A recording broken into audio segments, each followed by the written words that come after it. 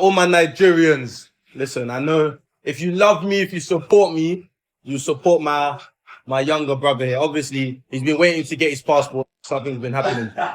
But please, go and vote for Anthony. Young player of the season. Young player of this season, Premier League thing, innit? I'm going to put the little link here so you'll see, innit? But listen, he wants to be Nigerian, so you might as well show him the love. Please. It needs the passport.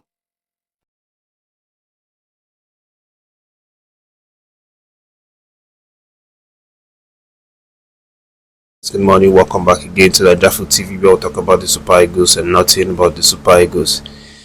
I hope you're doing well. I hope your day is fine. I hope that everything about you is good.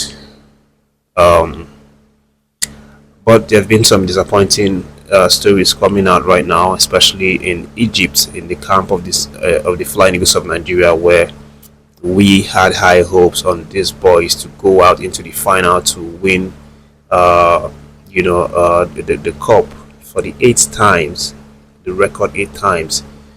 But that dream has now been shattered because we were beaten by South Africa 1-0 yesterday. If you saw the game, you definitely know what I'm talking about. It was a very, very poor performance from the second choice goalkeeper, Jacob, who misread the ball, the area ball, ran out of his post, ran like, I don't know, maybe 10 to 15 yards away from his goal post, chasing the ball in the air, whereby he knew that there was no possibility that he could reach that ball. A very, very terrible mistake. Very, very terrible mistake for that goalkeeper. And with that kind of performance, it's really hard to see, this boy having a future with this team. Obviously, the coach came out after the game very disappointed as well, but he was so humble enough to take the blames from the boys. He said that he's taking full responsibilities, but he has also learned a very important lesson that there's a lot of reshuffling that needs to be done to this team, because you cannot carry some of these players to the World Cup, which we've now qualified into.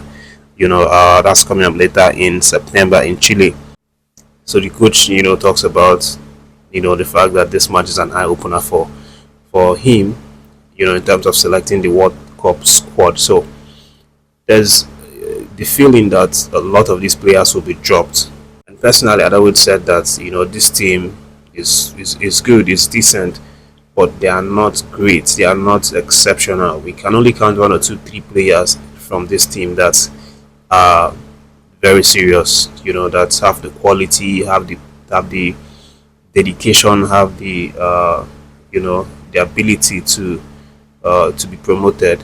But just to give you what the coach said in terms of his full statement after the match, so coach Ali Zuberu came out and said that in his words, "I take full responsibility for our failure to reach the final. As the head coach, the blame rests on me."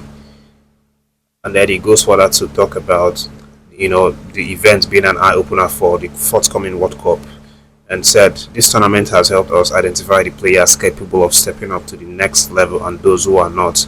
After our FUPI success, we dropped many players because their quality wasn't sufficient for the continental stage. A similar review will happen again. It's clear that some of the current squad members aren't ready for the demands of a World Cup. So this is what he said, and then he also said, we will regroup and approach the game with the seriousness it deserves. The coach also, wasn't shy away from really criticizing the attacking area of our team.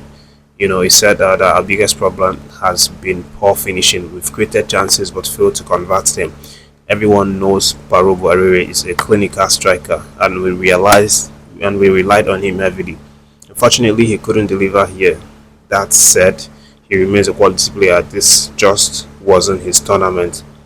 So this is what the coach has said, and I agree with him, because for me, I think I've always maintained that the biggest issue that we have with this team is the fact that they don't know how to score goals. They can play all the passing, tiki-taka, torment you in terms of trying to get possession. They are quick on the ball. They have energy. In fact, I was really impressed with their energy level, because they dominated every single team they play in terms of energy, pressing, and physicality. But we've always lacked in that finishing department. We've always lacked in terms of goal scoring. And I hope the coach is going to work on this area and try to improve on it, before these boys jet off to Chile for the World Cup. Because if this remains the same, then obviously it's going to be very, very unfortunate for us, because I don't really see us going very far if we don't, work on this attacking area. So with that said, the boys will now settle for a place in the third position, for a place to battle for the third position. They will now be playing Egypt on Sunday, for the third position. Egypt also lost to Morocco yesterday, narrowly 1-0, just like Nigeria lost to South Africa. So maybe, hopefully, we'll get to see them at least win some sort of medal and return home with that. But leaving that gist, guys, let's talk a little bit about one of our players who's in Fenerbahce, of course, Bright Osayi-Samuel, and the current something that you might call a beef right now with Jose Mourinho. So it seems like there's a beef between Jose Mourinho and Bright Osayi-Samuel, and it's because of the fact that the defender has repeatedly refused or snubbed Jose Mourinho's advances to him for him to renew his contract with Fenerbahce. Of course, we all know the quality of Bright Osayi-Samuel, in the team. He is strong, he's quick, he knows how to play football very well. And Jose Mourinho is a huge fan. He wants him to stay at the club for an extended period. But Mourinho has been forced to throw some sort of jab towards this man, and not just him, but also by extension onto all UK-born players. Because Mourinho feels that UK players are really soft and they always want to go home. They always miss home. In fact, he feels that's the reason why majority of these English players do not do well outside of their country.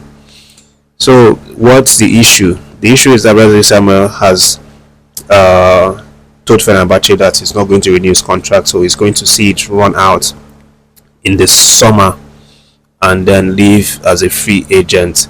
But there's a report right now that Bright Samuel has already agreed a deal with Crystal Palace to join the club once his contract expires with Fenerbahce.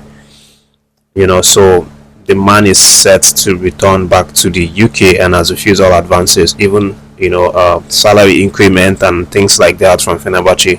Nothing is really enticing him enough to keep him there. But when you consider all of these things going on between Bright Samuel and Mourinho and Fenerbahce, you also consider the personal desires of Bright Samuel. Always consider the desire of the player, what really makes him happy.